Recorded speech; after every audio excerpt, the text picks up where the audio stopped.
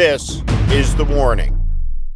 The Trump War Cabinet, while simultaneously admitting that they sent the nation's classified war plans during a military strike to a reporter at the Atlantic magazine, and that the director of national intelligence, the national security advisor, the secretary of defense, the secretary of state, the CIA director, and the White House chief of staff were all on the text exchanges, and not one person had the wherewithal to notice that one of the names was unlike the other. One of them wasn't a MAGA stooge. One of them was one of the most respected journalists in the United States and one of the toughest editors, a man of conviction. So when he printed the astonishing story that made clear that Pete Hegseth, on a system that was absolutely 100% seen, read, penetrated by Russians, by the Chinese, by a dozen other intelligence services at least, that the American planes were coming, putting the war plans down so that every American pilot could have been blown out of the sky. It's the highest level failure of operational security ever. Remember, Geraldo Rivera was thrown out of Iraq for drawing a map about American troop positions in the sand. This is so much worse. In the end, the incompetence of the National Security Advisor and the Defense Secretary, whose fault is it? It's the journalists. It's a conspiracy against Donald Trump, you see. One more hate crime against the Donald. You see, when Pete Hegseth, the drunk, the accused rapist, gave away on an open channel that was seen by the Chinese and the Russians and a dozen other intelligence services, the times, the flight plans, the weapons packages, the sorties, all of the details of the attack, it was the media's fault. Now, if those pilots had been shot down and killed, no doubt Susie Wiles and the whole gang would have been on television saying they died a glorious death for Donald Trump. No doubt they would have said they were killed by the American media. The entire focus of American military training at an educational level, at West Point, at Annapolis, Marine Corps officer candidate school, at the infantry officer school, across the depth and breadth of the U.S. military, they teach accountability. They teach responsibility. They teach the difference between the two. The idea that Pete Hegseth and none of these people will embrace is responsibility. The idea that they're responsible for their conduct, for their actions. There is no word to describe the disgrace of these people. There is no word to measure their incompetence. This would have ended the career of a U.S. Navy captain commanding a vessel.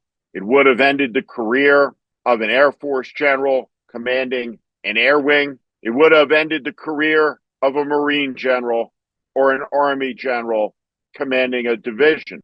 But if you're in politics and you're part of MAGA, you can do as you please. There is no price. It's always somebody else's fault. And so the whole country has seen the cavalier attitude, the disrespect these thugs have for the sons and the daughters of America's moms and dads who they ordered into harm's way. They are nothing, widgets. Let's pray for victory by J.D. Vance. The explosions, the emojis, these are petulant children and immoral ones. The Trump administration is a version of Lord of the Flies. Everywhere we look, we see unraveling now. The Social Security system is flashing red.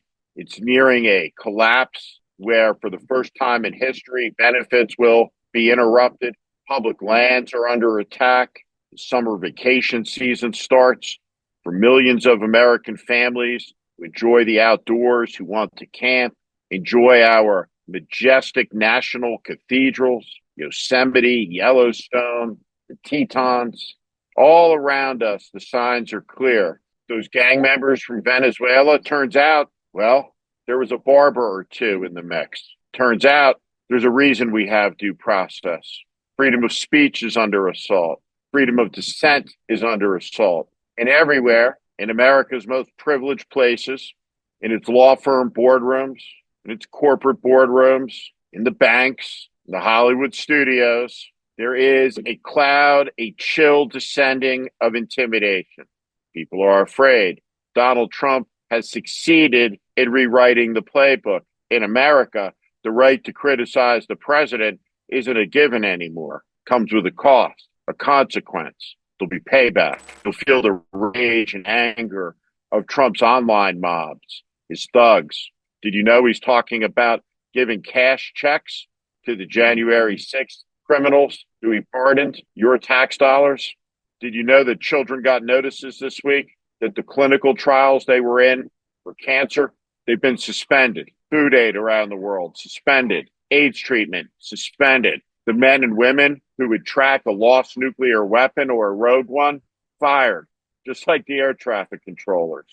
Elon Musk, he's an entrepreneur who the sick MAGA Congress has made an authority on all things in America. How did we make it before Elon was born in South Africa? The type of genius that the country has relied on was the genius of John Adams and Alexander Hamilton, of Thomas Jefferson and George Washington. A lot of people like to look at the faults of these men, and each had many, like all people do. But they had a resplendent genius for human affairs, for the philosophy of how men and women should govern themselves, what the meaning of life should be, how the order of society should be constructed. And that genius has endured for 250 years and made America the most powerful and prosperous nation in the history of the world. And now, by the wave of the Trumpian finger and the devotion and zeal of sycophants and ignorant clowns, they want to burn it all down. Hail Trump, hail Musk. They have to do it because of they, always they. Someone is always doing something to the MAGA folks, but there's always a lack of specifics, isn't there? Well, the most sublime experiment in human history is the United States of America, our government of the people, by the people, for the people, that Abraham Lincoln said shall not perish from this earth at a time of deep crisis. His unwavering faith kept it together. And the threat of that hour far exceeded the threat of Trump and his vile clowns, though Trump and his vile clowns sit in a seat that no one before today could have ever imagined ever could have happened in America. But it did. And as predicted, when it did come to America, fascism was wrapped in a flag and carrying a cross. And so we see Trump's little Eichmanns, these little fascists with their small crosses on their chests.